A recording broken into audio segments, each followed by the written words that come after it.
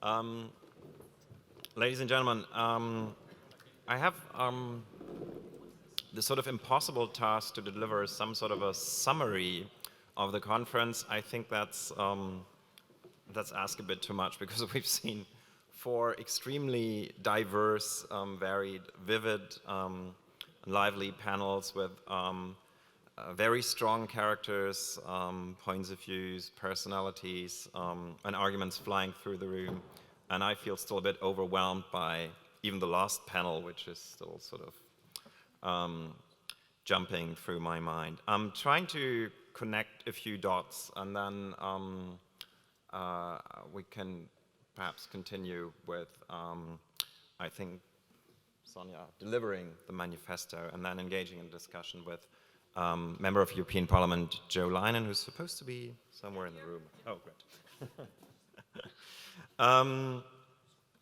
So I think when we trace back to what we've seen from last night till this afternoon, we had the privilege to enjoy remarkable speeches at the beginning. The president of the Goethe-Institut, Klaus-Dieter Lehmann, raised the curtain by pointing out a basic truth that we live in difficult times. And he went on to describe, I think, three crucial points that are sort of missing from the picture at this point. He quoted the former president of the European Commission, Jacques Delors, his speech from 1992, where Delors said that Europe is still missing a soul to this day.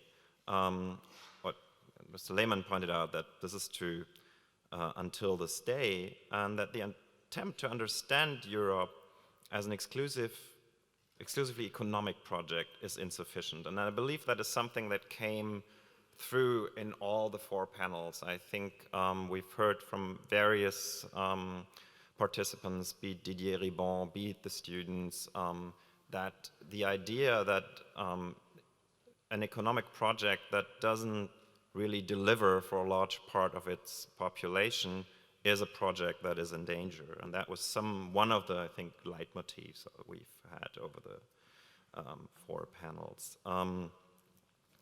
Another important point that Mr. Lehmann made is, I believe, that it is necessary to understand that Europe is not an insulated island, never was, but certainly no longer is, but that it is responsible for the rest of the world, and that it has to assume that responsibility more than ever in a more connected and more mobile world.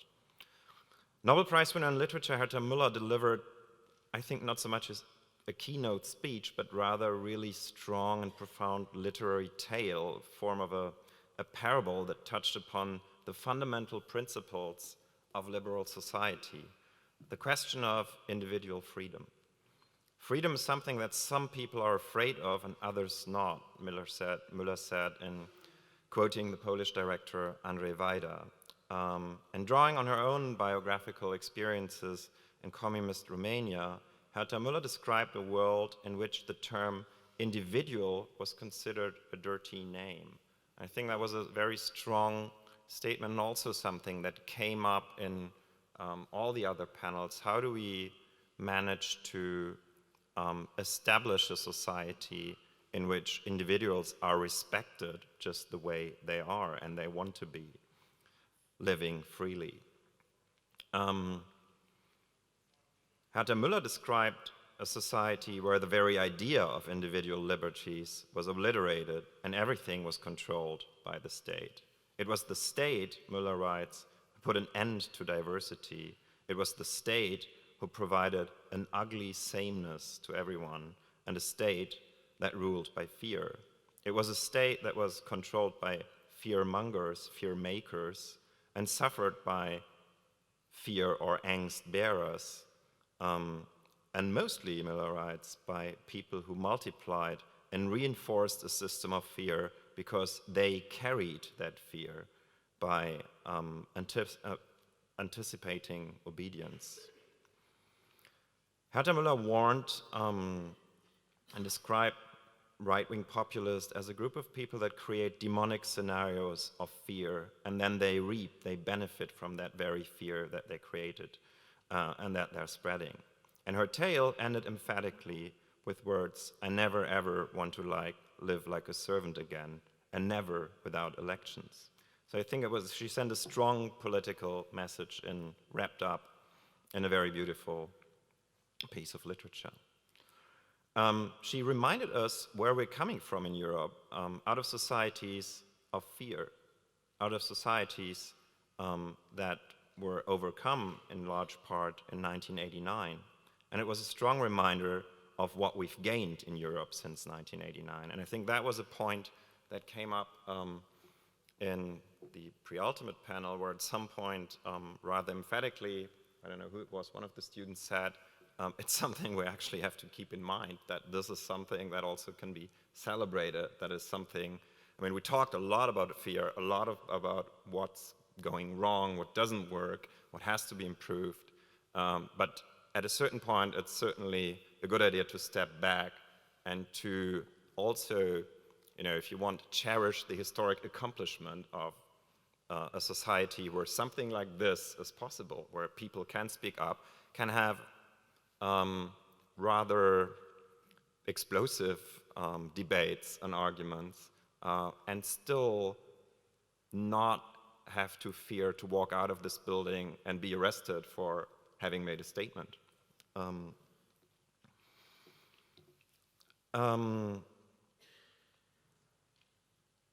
So I think one might say that in a way, Herta Müller set the leitmotif for all the 4 panels, that question of how to save, how to protect liberty for the individual in a society that is experiencing a lot of challenges, political, social, and economic challenges. And that's where Didier Eribon, Shermin Langhoff, and Vladimira Dvorakova picked up last night, the question of how did it come upon us, how did this wave of populism end up challenging the very fundamentals, the foundations of an open European society. And it was during that panel that I think it was Vladimira Dvorakova, she delivered a quite beautiful definition of populism that I think Lukas Warschewa possibly overheard last night, maybe because he was too busy twittering at that point, because Ms. Dvorakova recalled that democracy and populism have the same root, the word for people in Greek and in Latin. But the difference between the two is that populism has a clear idea of who belongs to the people and who doesn't. Populism is exclusive. Democracy is inclusive. And Didier Eribon reminded us of the crisis of the European left, which at that point seems to have forgotten those it was meant to protect by subscribing to liberal policies. And through that opening, created the way, or created a possibility in opening that right-wing policies could succeed. Shermin Langhoff reminded the audience that it is easy to put the blame on the populists, although, as she put it, the real Eurosceptics are also among us. I mean, we're the ones who keep criticizing that very European foundation a lot, and she put it, nobody's making fiestas for Europe, and I think that's perhaps also one of the things to keep in mind. Every now and then it might be a good idea to have a fiesta in honor of Europe. Not every day, but every now and then. I think that panel also set a tone because it was one of the panels where we had at least 2 very active and vivid student interventions. I think it was Mohammed, who's somewhere, there he is, who at some point intervened and described the reality, because it was one of the panels that asked the questions, how do migrants feel? And we're often in a situation where we talk about migrants, talk for or in the name of migrants, and assume how they feel.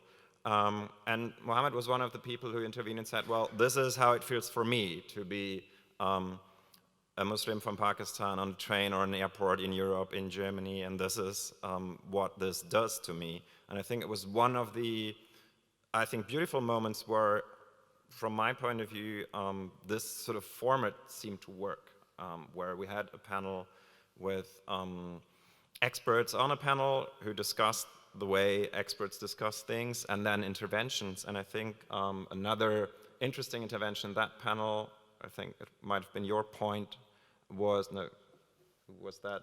One of you guys asked for if the left had actually a viable economic alternative. I'm not really sure who, you were the one.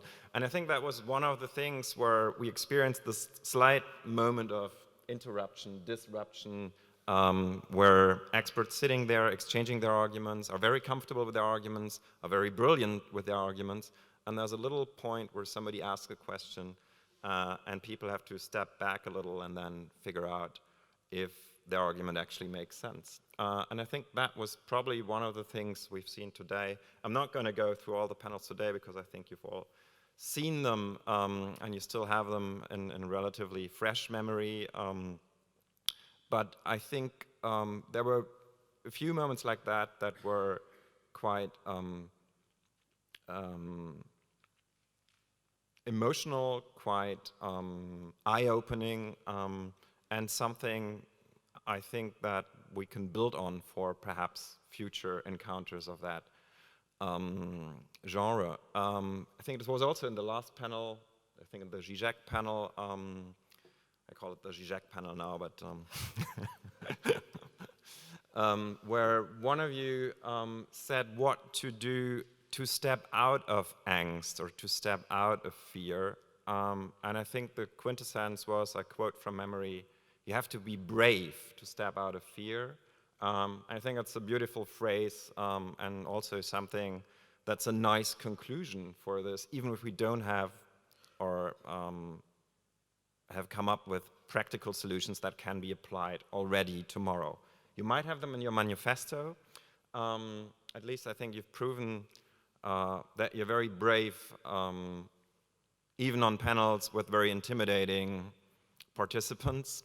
And I'm looking forward to hear what I think Sonia will present now as the manifesto you've been working on for a couple of months and that you've probably enriched with your latest impressions from the 4 panels you've been able to be a part of. Thank you very much for being here, and Sonia, up to you.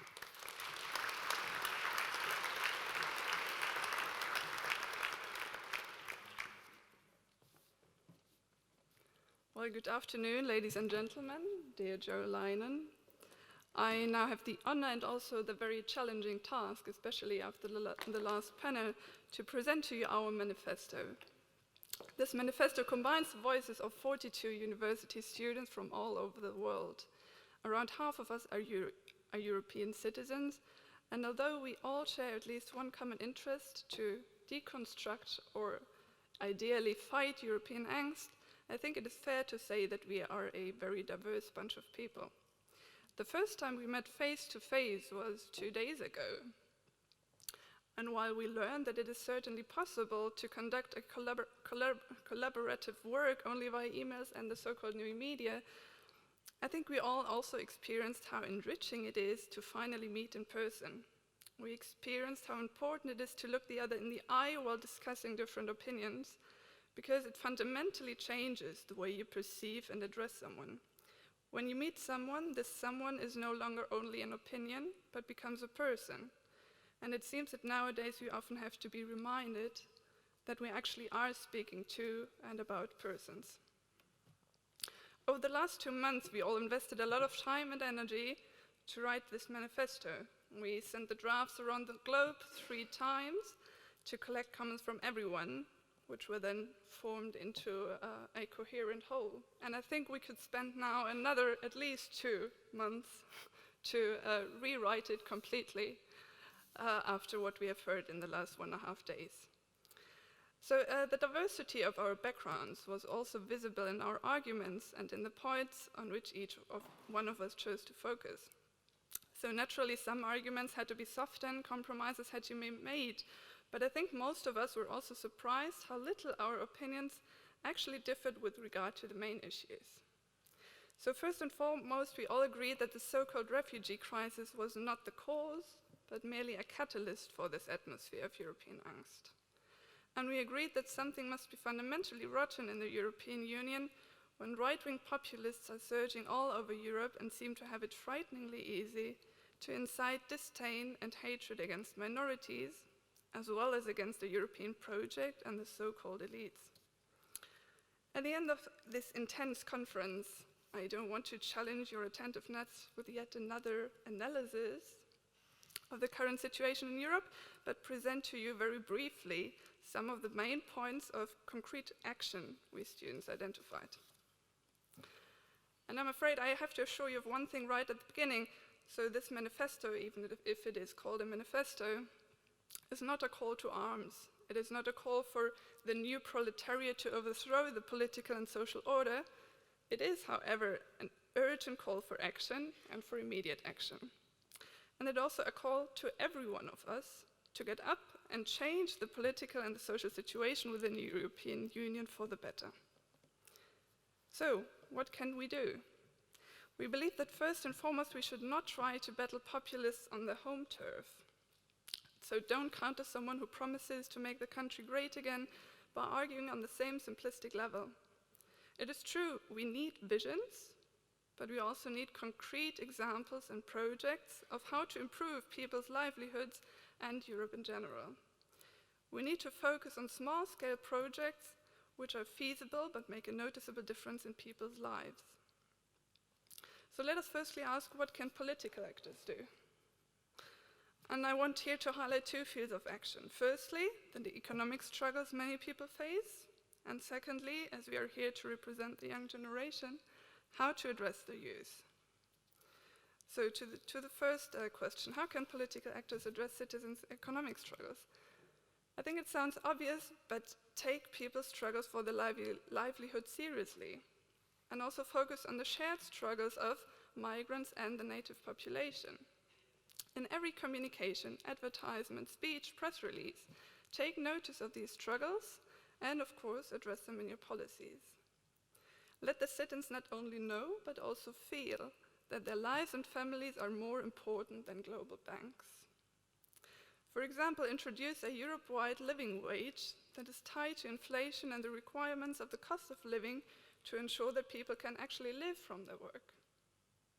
Also make budgetary planning more transparent and accessible. And as some of us have said, invest in urban planning and, very important, ensure affordable housing. So create spaces of contact and avoid ghettoization and harmful gentrification. You don't solve the problem of poverty by pushing poor people to the fringes. Coming to the second point, it is important not to lose sight of the younger generations, even if they are not yet the main target group of right-wing populists, although, as we discussed in different panels, it is not always a generational gap we see. So to avoid this from happening, you need to address the problem of youth unemployment urgently. For example, through employment programs in local communities that help young people make vital work experience. Another point we've also discussed these last days is the need to invest in education. Ensure that the facilities are decent, but also focus on the development of the curriculums. So for example, we need to promote intercultural exchanges very early on in primary and secondary education. And we need more financial support for families who cannot afford to send their children on exchange programs. As I said before, only through meeting someone they can become a person. So only by meeting and getting to know people from different backgrounds can we overcome fear and feelings of supremacy. And these experiences should be made from a very early age on. For the same reason, we should introduce exchange programs between schools that have a very different student body. So schools in a poorer part of a city could collaborate with one in a richer part. Schools with pupils from all over the world could collaborate with schools that have hardly any pupils with a migration background. And we also need to introduce politics as a subject into the curricula. We want active, interested citizens who value their democratic rights, and we need to give them the necessary tools and knowledge. And we especially need to teach pupils about the history of the EU, about its current workings, its shortcomings, but also, very important, its benefits. And last but not least, we need to make politics more understandable and accessible. In order for people to regain trust in the project EU, it must become more transparent, democratic, and socially minded. And we must declutter the bureaucratic monster EU to return to the original idea and motto, united in diversity. But it is not only up to our political leaders to fight the atmosphere of European angst. So let us ask ourselves what we all can do. We believe that it is vital to open up political and public debates, to give space to concerns about neoliberalism, about open borders, global trade, and also the challenge of integrating newly arrived refugees. And we need to reclaim these discussions from the right-wing populists. We have to condemn sensationalist language and make it clear that there is no room for racism, hate, and xenophobia in Europe. We need to be vocal. We need to show those who scream, "We are the people," that they are not representatives of our society. But in the same way as we should enter into dialogue with migrants and refugees to understand where they came from and also why they came here, we also have to develop a dialogue with those who feel marginalized by globalization and address and genuinely listen to the concerns of those who disagree with us. In times where people long to return to certainties and dogmas, not only religious dogmas, when people become tired of the postmodern state of uncertainty, ambivalence, and insecurity, when they struggle with an environment that is changing ever more rapidly, we should not provoke a clash of ideologies. We need to abandon the language of the battle, and we need to move beyond simply preaching to the choir, so that those who feel ignored can begin to feel part of the solution. Thank you. And now I think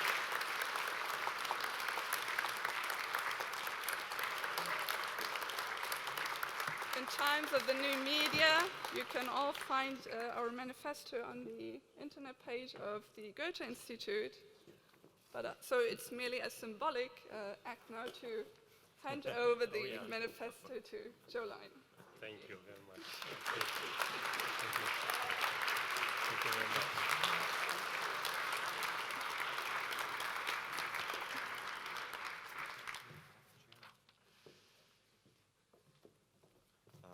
Ich würde Sie, nehmen Sie doch schon mal Platz, wir suchen noch einen Stuhl. Okay.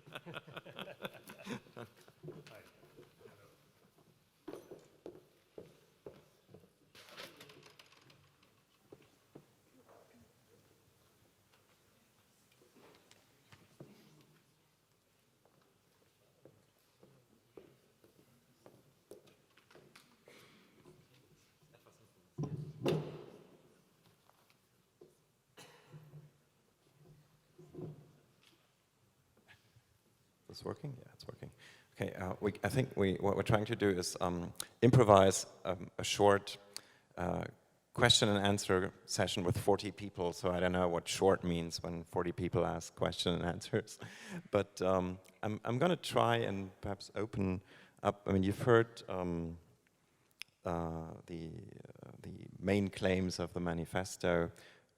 From your experience as somebody who spent some time within the Brussels machine, within the European Union, the European Parliament, how optimistic are you that claims like that, wishes for reform, can be put into action? Now, hello everybody. A wonderful 2 days that you had. Congratulations to all who had the idea, and of course of those who participated so passionately in a fundamental issue for keeping us together in Europe and keeping our societies open and not closed. I think it's one of the fundamentals of these years. And looking ahead in the next years, it will even be a more urgent question. It will not go away. That is only the beginning of a big battle that we have to do. Now, my experience after many years in the Brussels bubble, but as well living home in my constituency, tells me that it will not come from a top-down process. There is no hope that the institutions that is normally meant to be Europe. The institutions are not Europe, they are institutions. But there are many others who have to be active, and it must be a bottom-up process to fight social inequality, but as well racism and nationalism. And I think there are very good examples in many places of Europe where this was successful. Normally I have another jacket where I wear a badge that I kept on my jacket because it was a nice experience 2 years ago when Pegida started in Dresden, and they tried to have Sagida in my town Saarbrücken near Luxembourg and the French border. And citizens' initiatives organized a manifestation against them with 10,000 people. They have been 500, we have been 10,000, and it disappeared.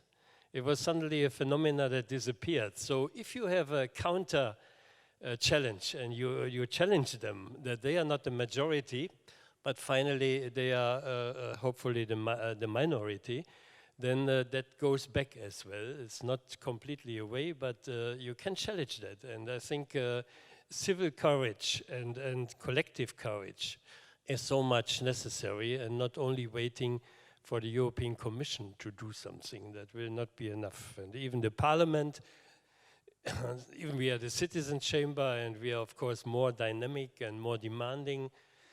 We are 751 people for 500 million citizens. So that will never be enough if we are not supported by an active civil society. You were saying that it's not going to come top down, but if it comes, it will be bottom up. There are concrete demands in that manifesto, one of them being, and I think that was one of the crucial issues during all 4 panels, the living conditions, the fact that probably 50% of the European population, at least, are struggling very hard to make ends meet. A living wage is one of the things.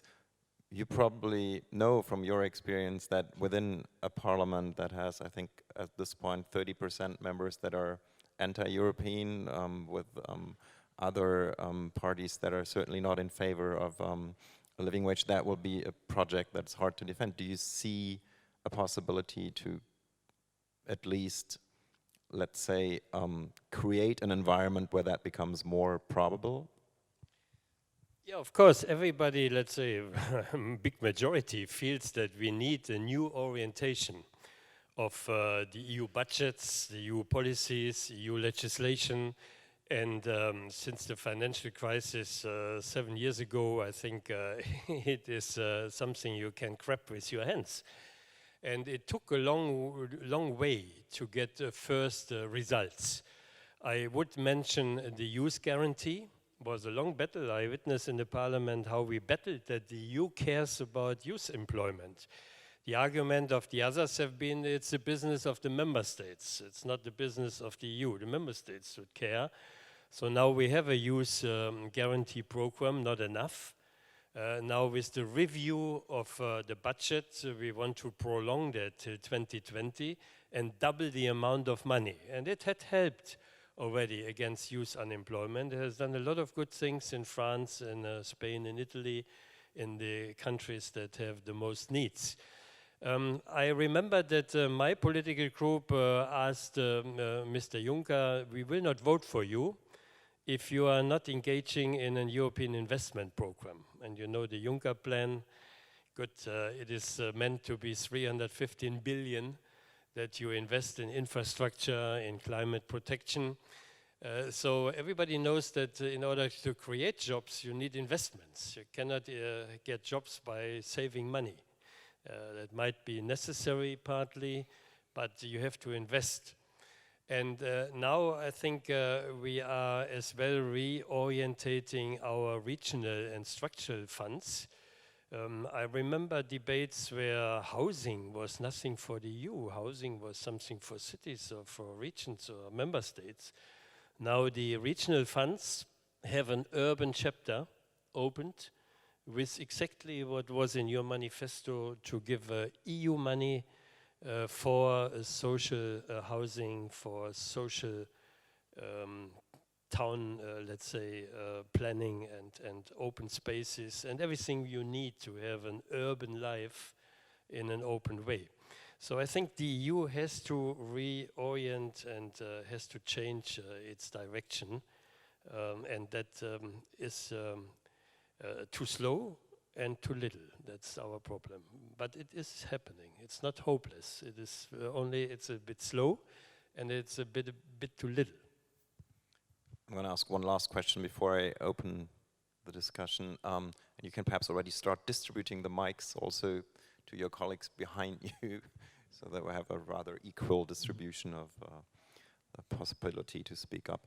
I think one thing that struck me in the debate or in the events we've been following in the last couple of months in Europe is that quite a few of the leaders of those movements who are now more or less working on the destruction of Europe or the preparation of an end to the European Union as we know it, have spent a considerable amount of time in the European Parliament. Marine Le Pen has been there for a while, Nigel Farage has been there for a while. I don't know how your experience with them was, but it always struck me that apparently the experience of being themselves for a certain period a part of the machine has nothing done to challenge their positions or to change their politics. What do you think is at the bottom their relation to Europe?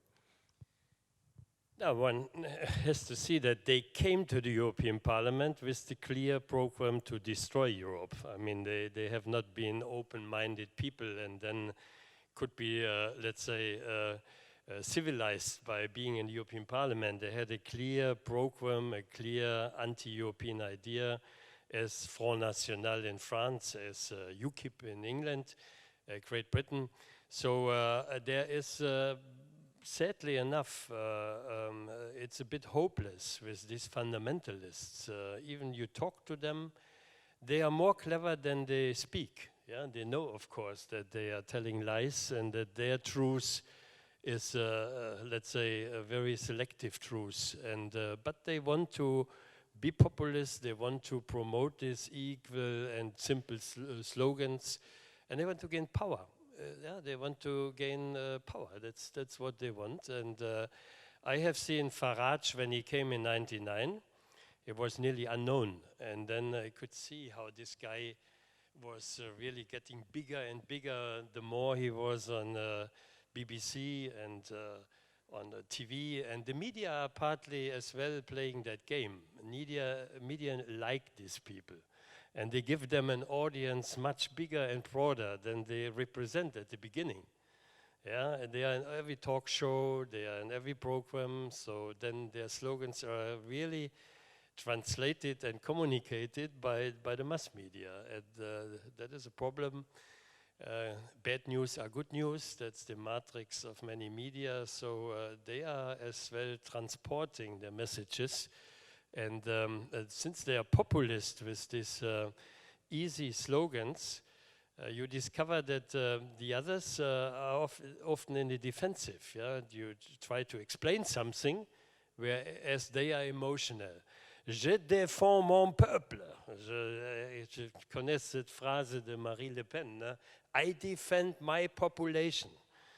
As if the others would not defend the French population, but they give the impression that they are exclusive and nobody else can defend France like Le Pen. And that is their success, and that is a hard, let's say, task to break their image and their slogans.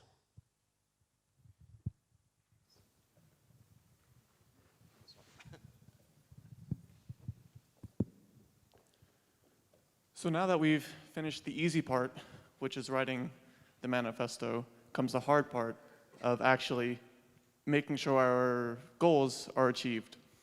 What can we do as students soon to be entering our young careers, do both short-term and long-term to make sure that our goals and our ideals are actually achieved? Because we can still, despite clashes on the stage, learn quite a bit from the older generation.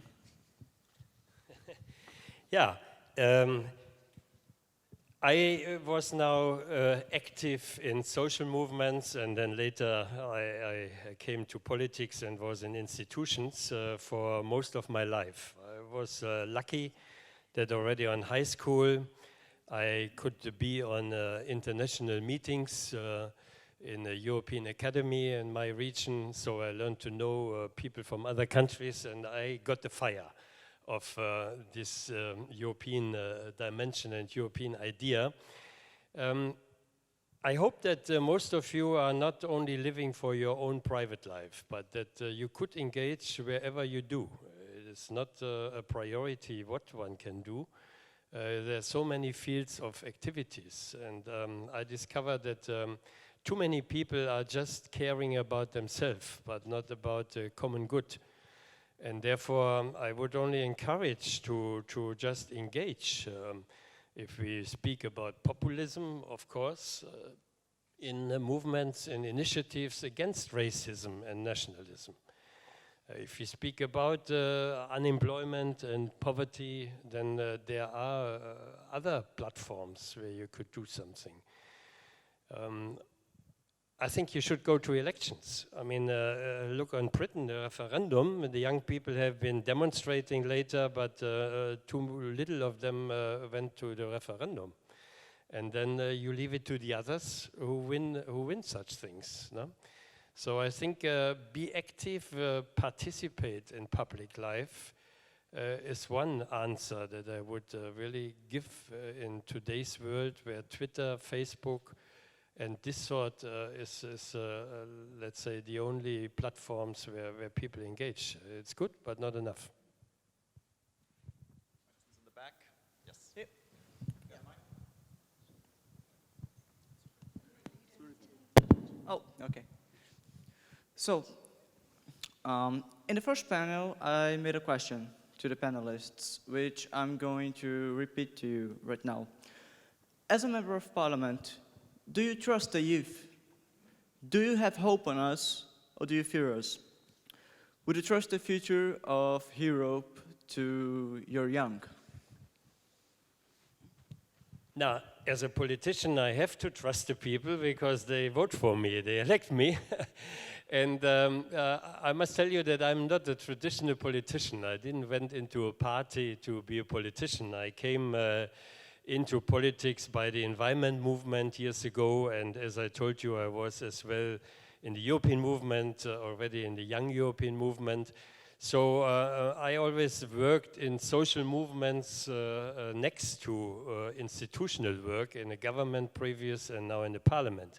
So I am not afraid of citizens, and maybe there are others who have more anxieties what people say and how to communicate with them. That was not my problem. Now, I think the youth is always the future. And let's say I had, by my biography, a case to be European, living on the German-French border. One of my grandfathers was never leaving his village as a local farmer, but he had 5 passports in his life, because after every war, my region changed nationality. And when I was 7 years, in front of my door came a border, because we changed nationality. And I said already at the age of 7, this border is stupid and has to go away. So I was motivated quite early to be European and look beyond borders, but not everybody lives so close on the border and has this chance. So I think the youth is the future, and you are having the task to build that Europe further on. The United States of America have not been built in 50 years, they took 100 years. So we have now the celebration of 60 years Treaty of Rome next March. There are another 40 years to build on that European Union and the United States of Europe. And it is up to you to follow this innovative, historic idea and not leave it to others who are trying very hard these days to destroy it. There's very big movements who try to destroy the European idea and living together in Europe. I have an idea. I am Athanasia from Cyprus. After this event, we can establish a dialogue between young people and European Parliament and have fora or debates and discuss these emerging issues like populism, extremism. We have already debates for young youth unemployment and these issues, but I think that we don't have many events on these emerging issues that create fear in our society today. So I propose this to establish a dialogue and continue this effort of the European Angst Conference. That was the first, I think. Yeah, of course. I mean, these 2 days should be a start and not the end of our efforts to deal with these fundamental questions. I can tell you that in the parliament as well as around the parliament, this is a permanent issue.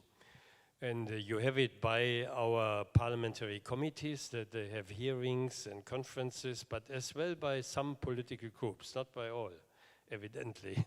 But I think the majority of the pro-European political groups in the parliament have their task force, their workshops, their internet participation to really form coalitions.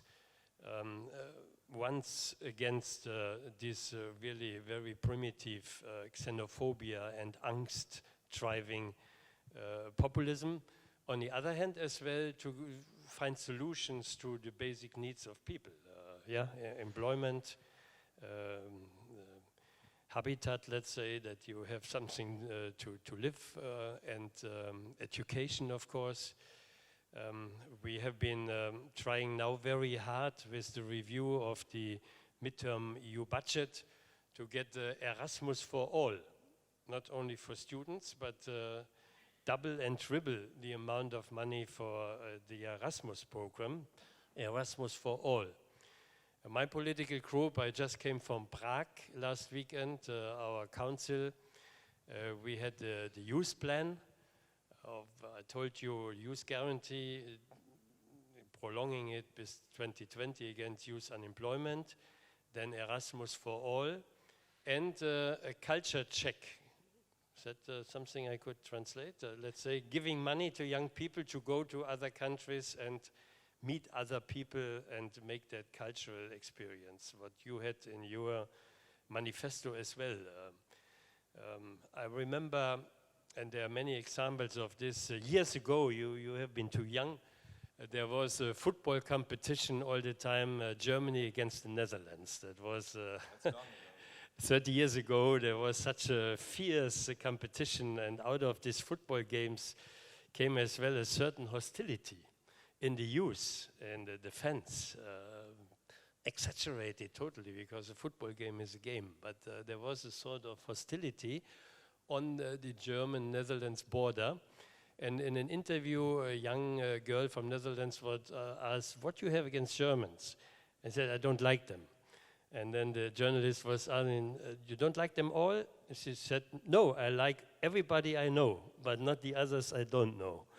And that I kept in my mind because it's so basic. The people you know, you mostly start to like because they have the same behavior, the same needs, the same wishes and aspirations.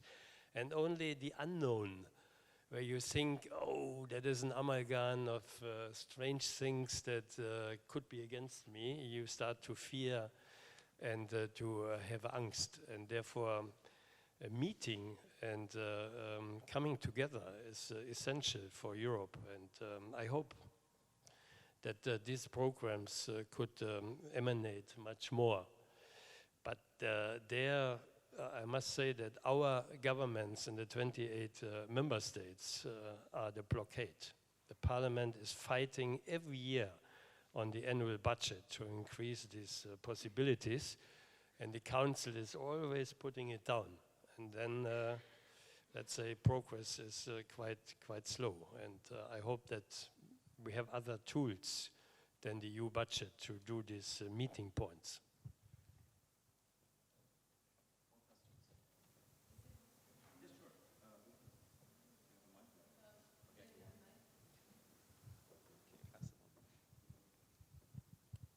Yes, hello.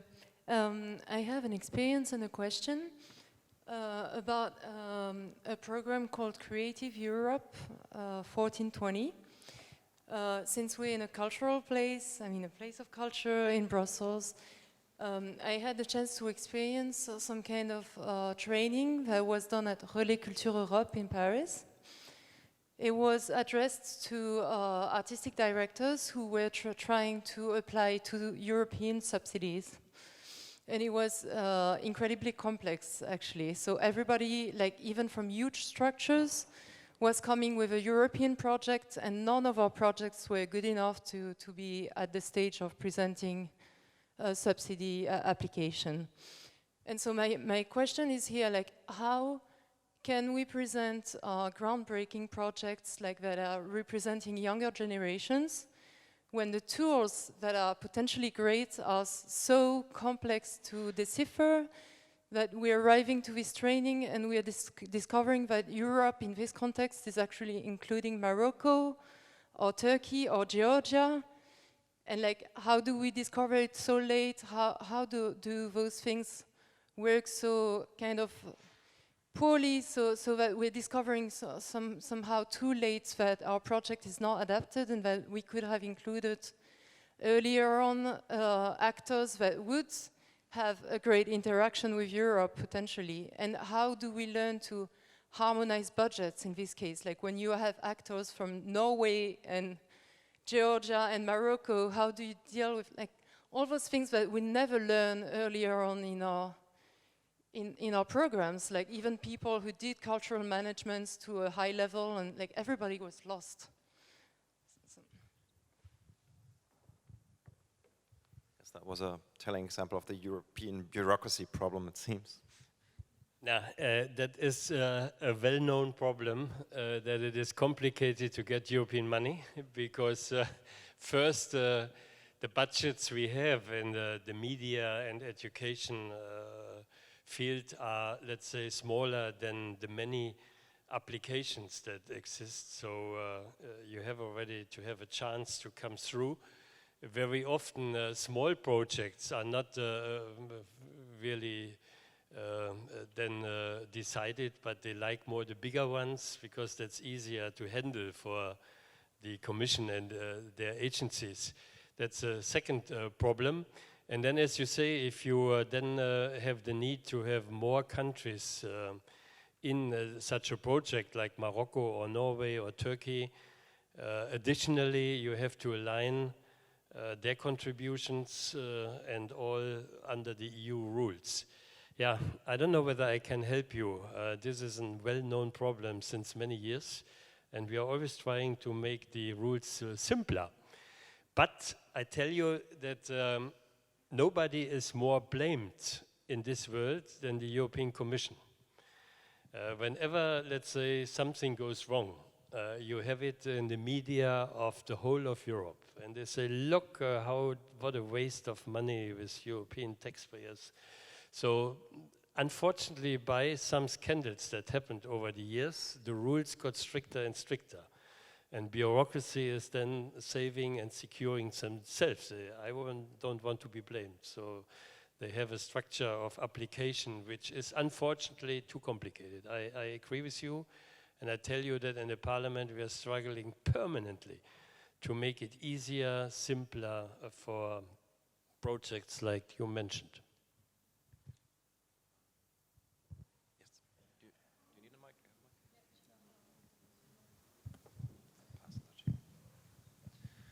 Hello. I think in order to make European Union the successful project politically, we need some kind of common European identity. But today, I believe that many European nations feel, for example, in Finland or Germany or Spain, that they're first Finns, Spains or Germans.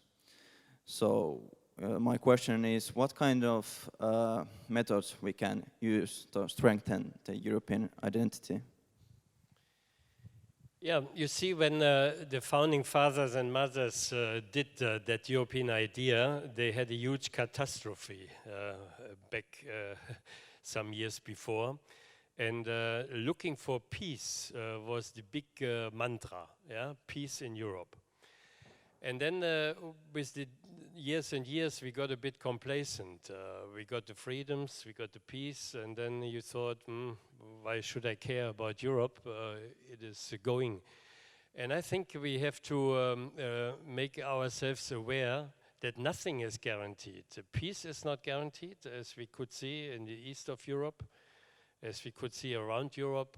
Freedom is not guaranteed. If you see how civil society, media freedom, other freedoms are tried to restrict, go only to Hungary. Yeah, this is incredible that a member state could restrict so much freedoms, media freedom, civil society freedom, Poland. Yeah, not to speak about Turkey nowadays and Russia. So there is the tendency of illiberalism. And Orban was even saying in his speeches, he is against liberal democracy. He wants an illiberal, authoritarian leadership type of governance. And that is not the Europe we know. That would be another Europe. You would not travel, you would not express yourself so freely as we do today. And there we have to be careful and fight against. Now, as it was rightly said in your manifesto, a market is not creating a common feeling. That's not a soul. I think solidarity is the connecting element. And we have to do more concrete policies where people feel solidarity.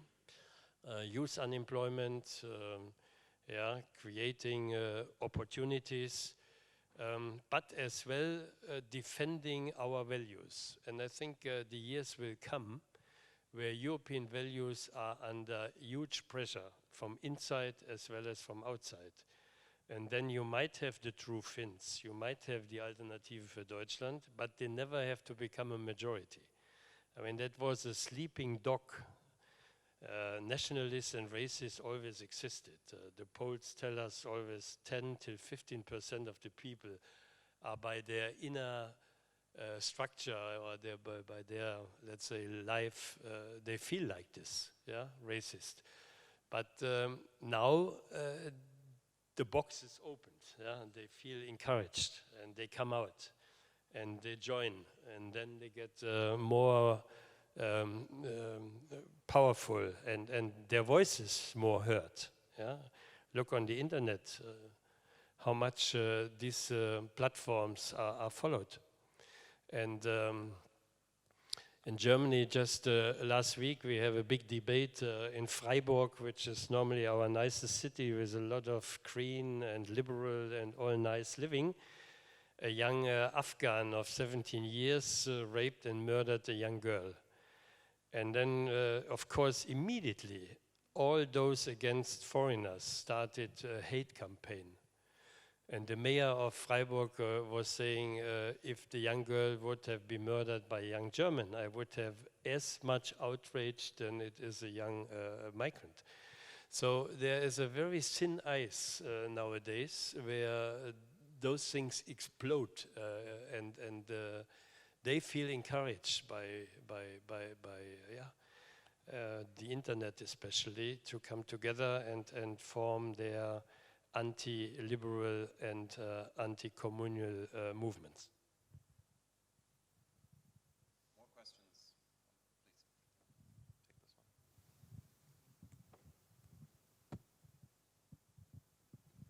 one. Thank you for this question and answer part of the conference. I have a question in regard to what you said, but before with the European project, like it needs at least 40 more years so it can be completed. And I want to bring a bit the idea of the deeper integration as a way of solving most of the European problems in the sense by empowering the European institutions. So in this regard, my question is that do you think that giving more power to the EU institution would make it possible to give a hand to these 40 upcoming years of fulfilling the European project? Thank you. Yeah, my dream, like still many others, are the United States of Europe. They will be different than the United States of America, but my objective is clearly a political union and not only a common market. It was never the idea to have only a common market. It was an idea to have a political union defending the values and the principles of our Europe as we have built it up over centuries. Now, the EU is not really endowed with enough competences. You could see that in the economic area, we lack really something for investment policy, for industrial policy. We have difficulties to have a common foreign and security policy. I think that, in fact, we will have in some years a new convention and having a new European treaty that is reflecting all the big challenges that have been shown up since the last treaty. And that's already, let's say, when it was decided, more or less 10 years ago.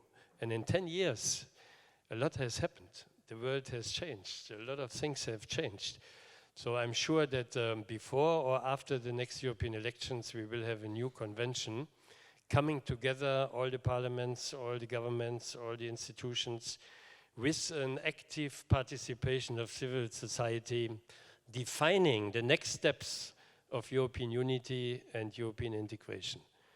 And therefore, I think if you want a better Europe, you need as well, let's say, competences and institutions that can do the job. I cannot have the one and not the other. Is my opinion. We have one question in the middle of the audience. Try to get the mic there.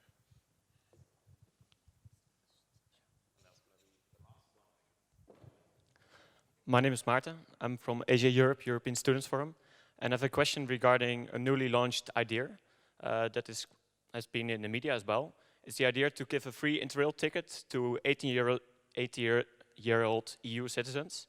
It has been hailed by many European political groups in the parliament, and they are actively working on it. As a youth organization, we are definitely supporting mobility opportunities for young people. But at the same time, we are a bit worried about this type of response, especially after Brexit, that these ideas are launched and that the consultation that everyone says that they want with young people, with youth organizations who have the knowledge and the expertise to make not only just a free ticket in order to sell the European project as such, but to make it truly a learning opportunity, learning mobility experience. So not just fun going to the beach, the Spanish beach, basically. Our concern is that these types of actions, that they are somewhat panicking, that it's an act of panicking after Brexit as well. So my question to you is, how do you perceive this idea? How do you look at the idea? And do you maybe agree with us that it's important that when such big ideas are being launched, that there's sort of a structured consultation with young people, with youth organizations, because only in such a manner it can be ultimately a successful new idea for the European project? Yeah, thank you for that question. I was one of the first ones to support the idea of a free interrail ticket. Not necessarily that it will come like this, that you get an interrail ticket, but the idea behind is exactly to create new instruments that people, especially young people, can experience Europe and can meet other parts of Europe, can have, let's say, meetings and this form of dialogues. And I would say we need an instrument for millions of young people to go out of their towns, of their regions, and meet other people in other towns and other regions. And I don't know how at the end it will be organized, but the idea is good. Whether it's now money for Interrail or, as we have done it last weekend on our council, a culture check. Let's say that you get a certain amount of money for going to museums, going to social projects, environmental projects. Just experience Europe out of your own let's say, little area where you live. And that's the basic idea that I totally support. If that would have been the last question, I don't know, then I nevertheless want to have my last remark that you are the future of this Europe. And again, somebody took up my picture that we have done it for 60 years and that you have to do it for the other 40 years.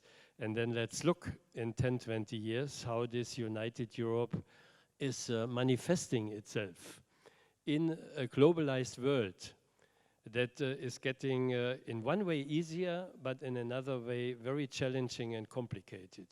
And I can tell you that I'm the chair of the China delegation in the parliament, so I'm going in this country again in a few weeks.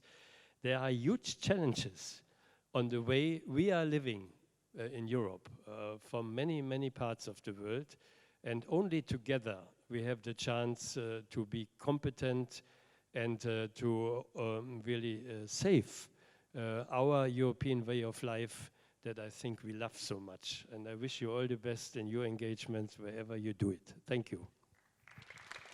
Well, there's always one last question after the last question, apparently. Yes, because it was so interesting what you say about the opportunities to meet each other, but I have one small question here, what I think is important. Are there also projects that might open up spaces to come close to non-Western people? They're here. Yeah, thanks God, our European Movement International has chapters in 39 countries of this continent, and I'm always telling in my conferences, true European enthusiasm I discover in countries that are not yet member of the EU.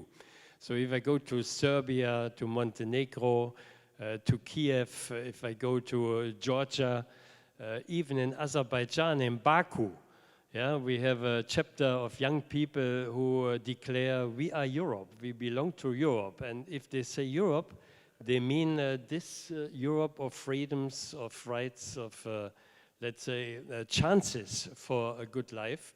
And therefore, you're completely right. We should do much more with young people and civil society in the many candidate countries, if you mean them, that are not yet member of the EU.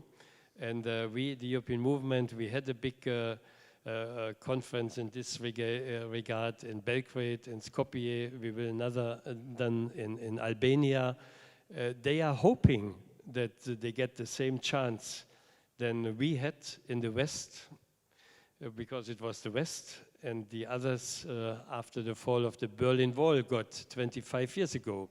So let's unite Europe beyond the borders of the European Union. That is only the half-truth. The full truth are all the people of this continent that respect the values and the principles that we have given us and want little by little belong to this big European family. If you don't mind, we have one last urgent question in the first row, and then I would ask Susanne Höhn perhaps to deliver the closing remarks. So these people on the stage are the future of Europe. And is there then a fundamental atrocity in the fact that there are no vocational students on the stage? Does that mean that Zizek in some way is right? Does that condone his idea that politics or democracy is only for the educated? Or do we decide who the educated are? Yeah, that is always the question that comes up in these conferences, to whom we address ourselves, to those who are already good and qualified, or as well to all the others that are not, let's say, having these chances. And the answer for the political world must be to address ourselves to all people, to really engage with them. And Erasmus for All has this idea to really open Erasmus not only for students, but as well for people that work and are in training. Yeah, I hear that there was a call, 800 people applied, and the 41 have been selected among the 800. I think others have to answer what the spectrum of this 800 has been. But you're right, and you could see it here, that people that have education, that go to schools, are in a way more mobile. Yeah, it is a problem. That those who are not so mobile have not the chance to discuss with us. They would not hear the very good ideas that we have communicated here, and they have missed the chance to maybe have them as well, let's say, trained against the easy slogans of populist and xenophobic elements. I know there's never a good moment to end a discussion, especially when there are more questions coming up at the end of a discussion, but I believe the problem is that if we stay longer, we're preventing Cecilia Bartoli from singing Handel tonight on the stage, and I don't want to be responsible for that. So I invite you all to continue discussion perhaps after the formal part is over, on our way out in the corridors and the hallways. I mean, I think it's a classic scenario that there is no end to a discussion about the future of Europe. Thank you very much, Jo Leinen, for being here. Thank you for your enormous and unpaid, one has to say, activity in order to create this manifesto, to deliver all this intellectual input, as you've mentioned in one of the panels, without being compensated for it, at least not now. I think you might have a chance to be compensated for it in the future if you continue this, I think, very inspiring activism, militantism, one might call it. And I think then we don't have to leave this conference on a fearful note. And then I would like to ask Susanne Höhn, the director of the Brussels Goethe-Institut, who's been the responsible creative mind behind this conference, together with Christina Nord and many others, to deliver the closing remarks. Thank you very much.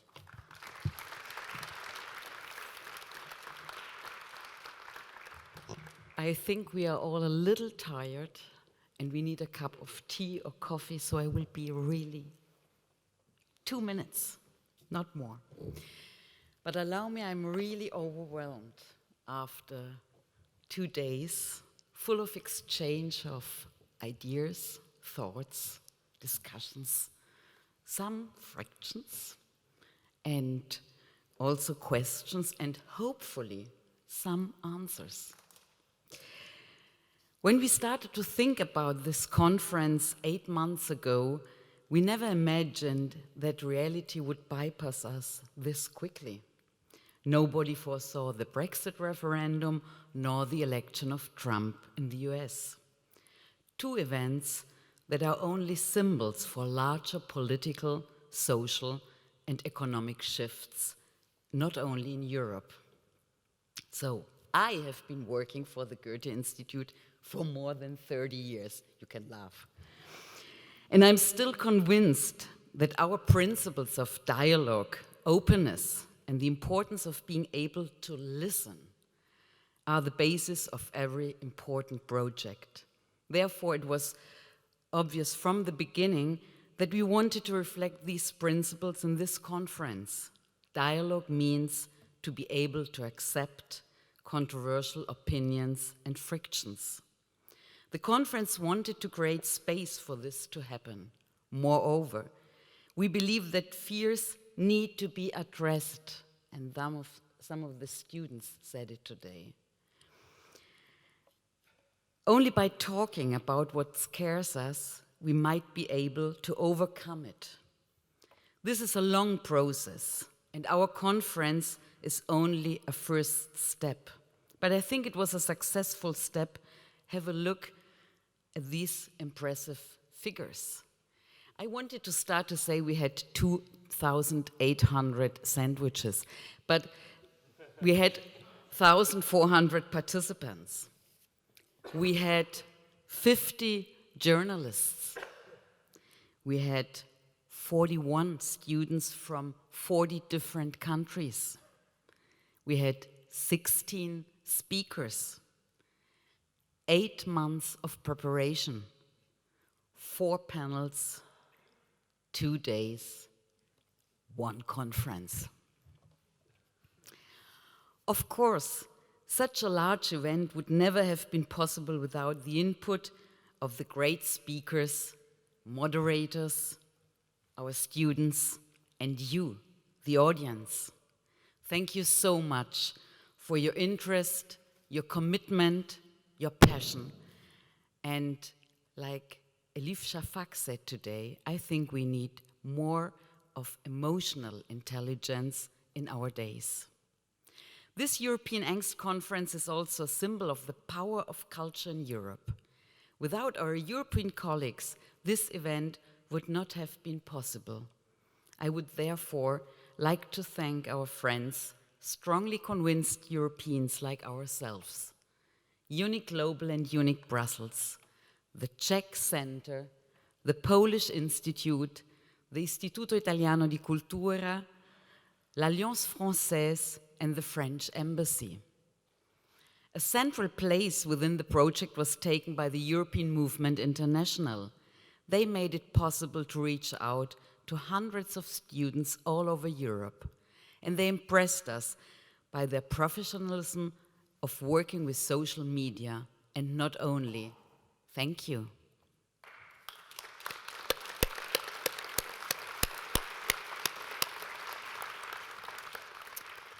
After many years of collaboration, we managed to drive our colleagues from BOZAR crazy. You know, we are always trying to fight stereotypes about Germany. We are looking forward to continue organizing innovative projects with you. Thank you, BOZAR.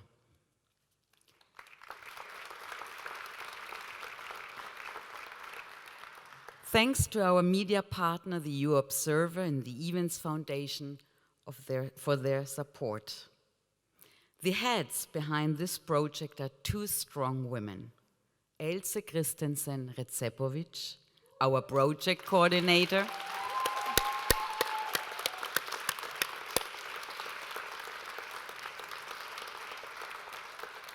and Christina Nord, program director of the Goethe-Institut.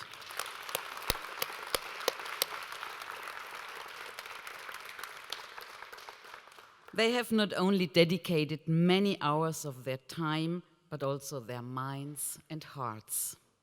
And last but not least, I would like to thank the Goethe family. Thank you to our president and our general secretary who trust us and believe in our autonomous work, and who have made extra funds available for this important topic. And thank you to my team at the Goethe-Institut Brussels. I'm proud to be working with you every day. Thank you so much.